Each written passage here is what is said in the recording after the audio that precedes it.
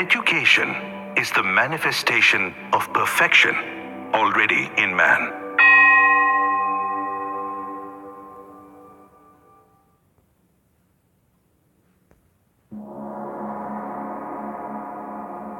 What is education? Is it book learning? No. Is it diverse knowledge? Not even that. The training by which the current and expression of will are brought under control and become fruitful is called education.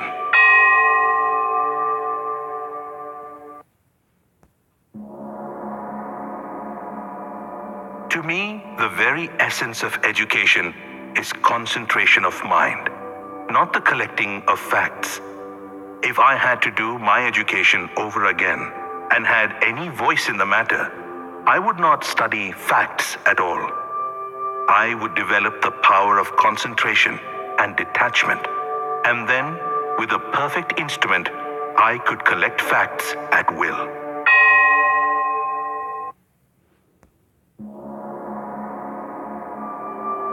Education is not the amount of information that is put into your brain and runs riot there, undigested all your life. We must have life building, man making, character making assimilation of ideas. If you have assimilated 5 ideas and made them your life and character, you have more education than any man who has got by heart a whole library.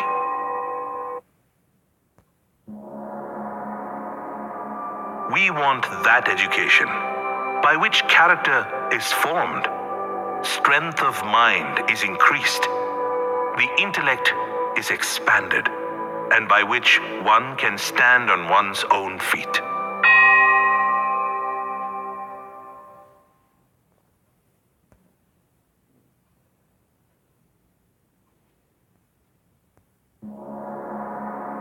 My idea of education is personal contact with the teacher, Guru Grihavasa. Without the personal life of a teacher, there would be no education.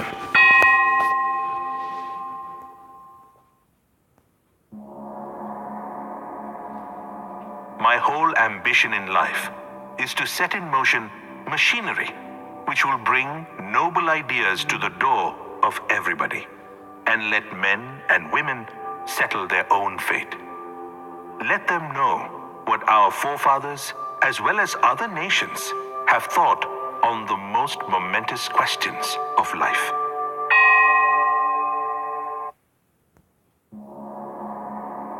The only service to be done for our lower classes is to give the education, to develop their lost individuality, give them ideas. That is the only help they require. And then the rest must follow as the effect. Ours is to put the chemicals together. The crystallization comes in the law of nature. Now, if the mountain does not come to Muhammad, Muhammad must go to the mountain. If the poor boy cannot come to education, education must go to him.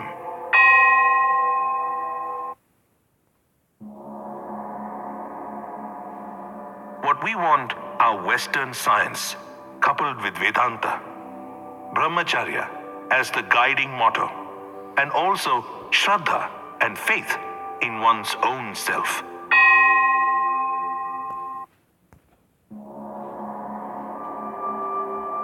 Bring light to the poor and bring more light to the rich, for they require it more than the poor. Bring light to ignorant and more light to the educated, for the vanities of the education of our time are tremendous.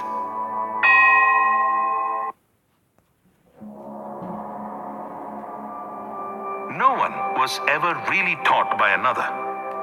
Each of us has to teach himself. The external teacher offers only the suggestion, which rouses the internal teacher to work to understand things.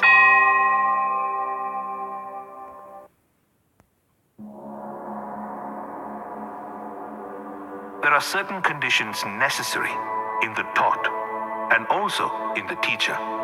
The conditions necessary in the taught are purity, a real thirst after knowledge and perseverance.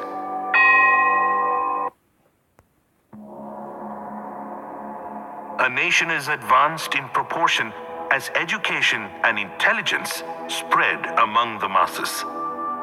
The chief cause of India's ruin has been the monopolizing of the whole education and intelligence of the land among a handful of men. If we are to rise again, we shall have to do it by spreading education among the masses.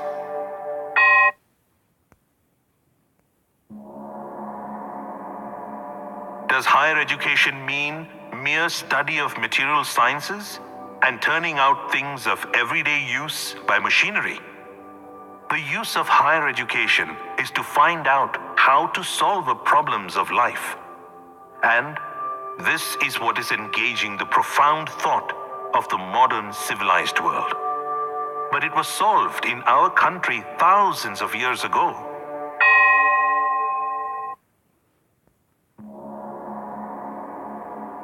All knowledge, therefore, secular or spiritual, is in the human mind.